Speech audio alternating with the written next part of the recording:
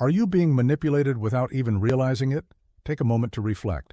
How many times have you reacted out of anger, frustration, or offense, only to look back later and realize you were played? Here's the uncomfortable truth.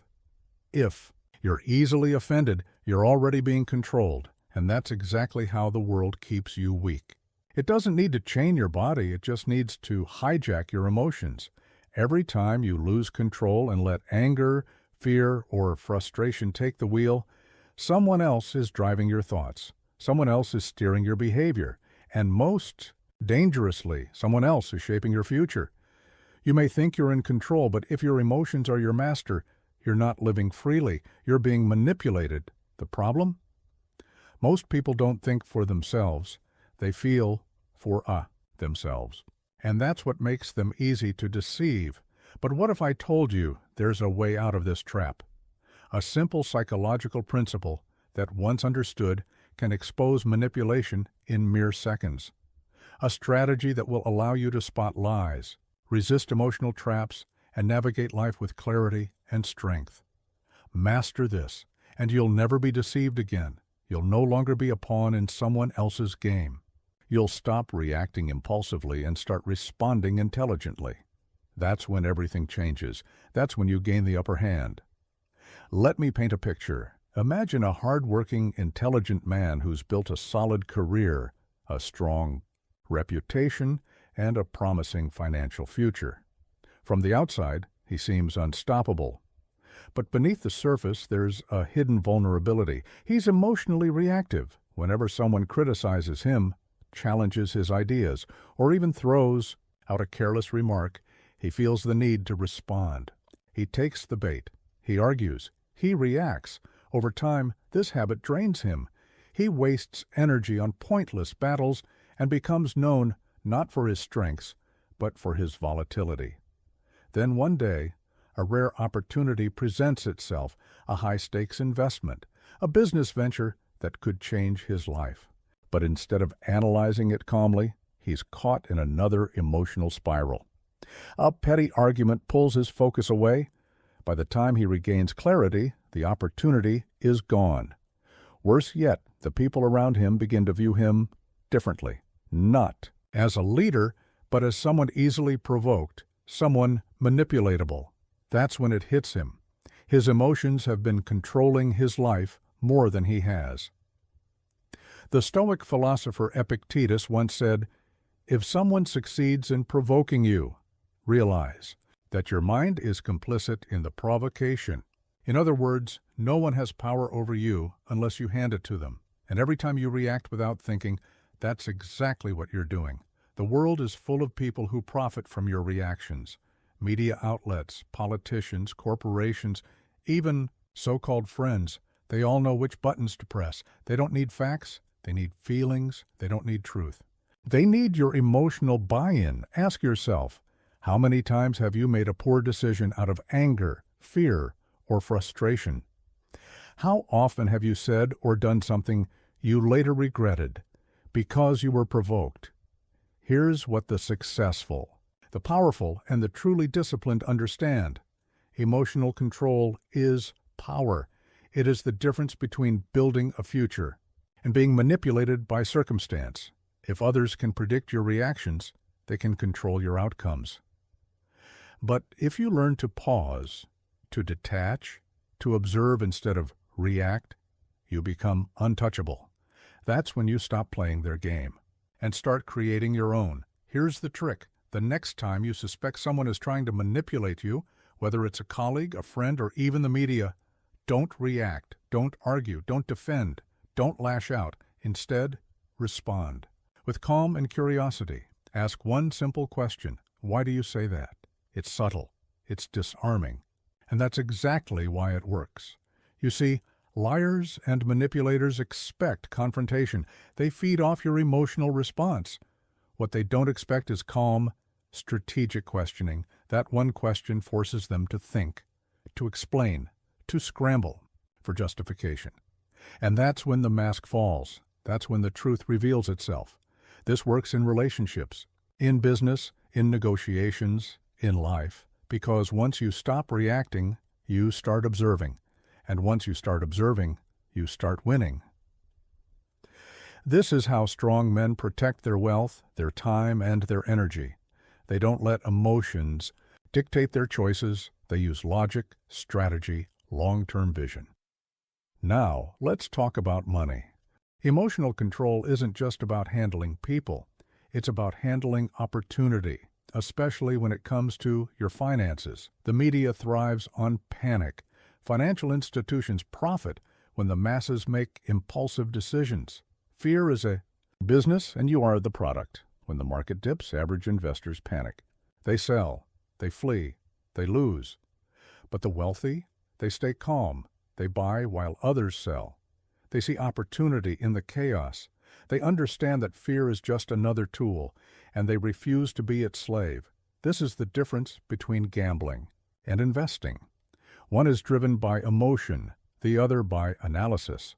Warren Buffett once said, "Be fearful when others are greedy, and be greedy when others are fearful." He wasn't just talking about the stock market. He was talking about mindset, because the man who keeps his cool when everyone else panics, that man always wins. Entrepreneurship, wealth, relationships, leadership.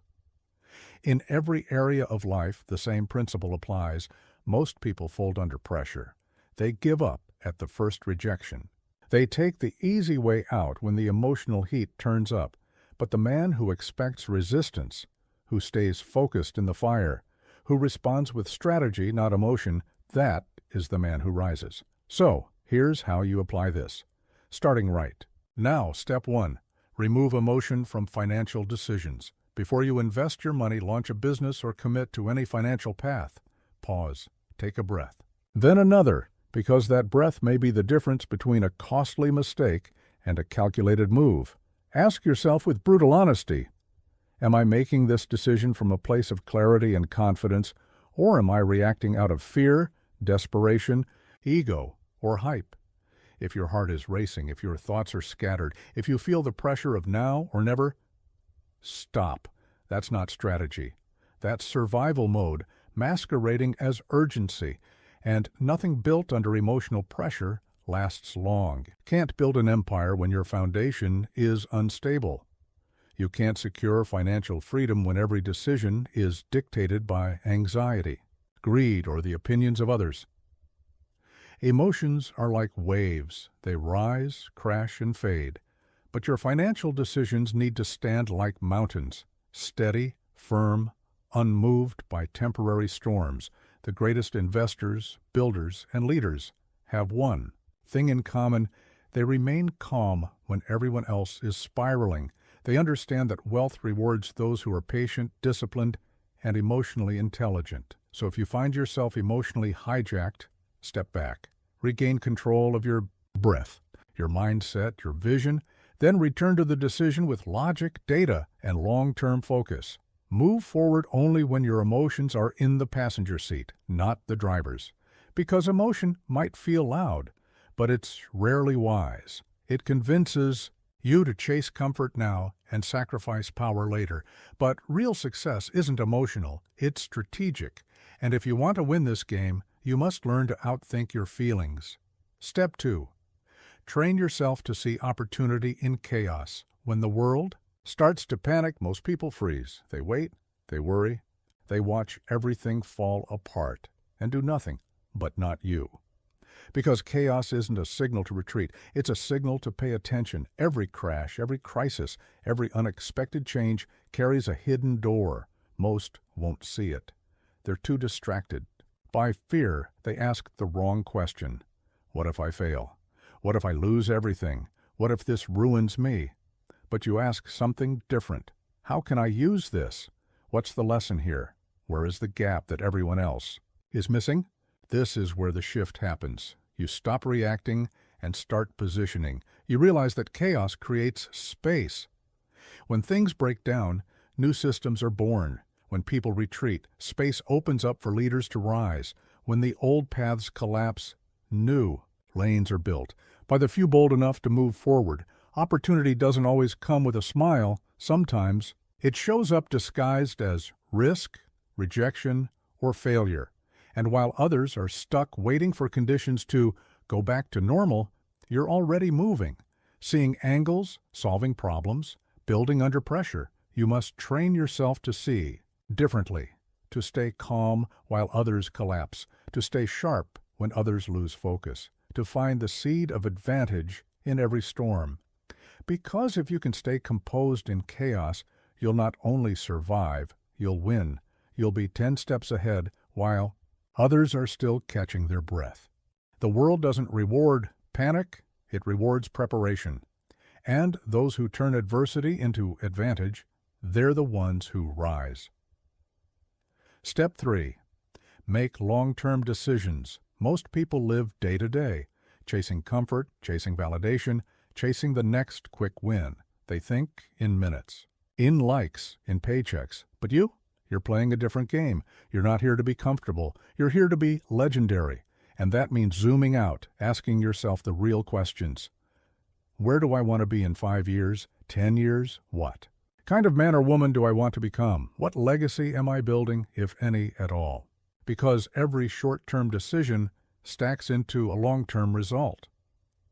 The cheap thrill today can cost you your future tomorrow. But the disciplined choice, the one nobody applauds you for right now, that's the one that compounds over time. Delayed gratification is a superpower in a world addicted to speed.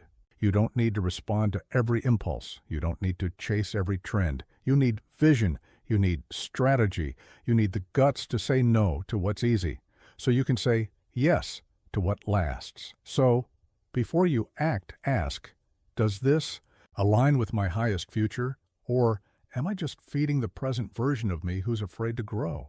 Because wealth is built with patience, power is built with consistency, freedom is built by saying no 1,000 times, so you can say yes to the life you were meant to live. Most won't do this. They'll keep reacting, they'll keep spending, they'll keep running in circles, calling it living. But not you. You're not here for the cycle. You're here for the breakthrough. This is where it begins, when your decisions stop serving the moment and start serving your mission. Now, if you're serious about mastering this mindset, not just watching from the sidelines, but actually taking control of your life, mentally, financially, and strategically, then it's time to take the next step. Not tomorrow, not when it feels convenient. Right now, start by locking this in. If what you heard today struck a chord, don't just nod along and forget it by tomorrow. Commit to it. Revisit it. Reflect on it. Take action. The most dangerous habit you can develop is consuming wisdom, but doing nothing with it if you want. To grow, if you want real results, then stay connected, because this is only the beginning. The next video will dive deep into the exact wealth-building principles that have helped thousands of people shift from financial chaos to clarity, from reactive living to powerful intention. These are the strategies that help you not only earn more, but think better, plan sharper, and move through life like someone who actually owns their future. And here's the truth.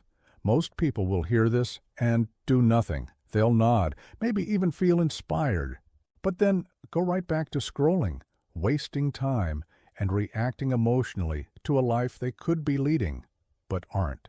But you're not most people. You're here because something inside you refuses to settle. Something in you knows there's more, that you were made for more power, more peace, more purpose. You're not here to live in fear. You're here to become dangerous with discipline, to become a force with focus, to become unstoppable with strategy. So whatever's standing between you and your financial freedom, face it, call it out, and commit to moving through it no matter what it takes. That's how transformation begins. This isn't just about money, it's about mastering your mind, because once you do that, everything else follows. You've already made it this far. Now finish what you started. Let's get to work.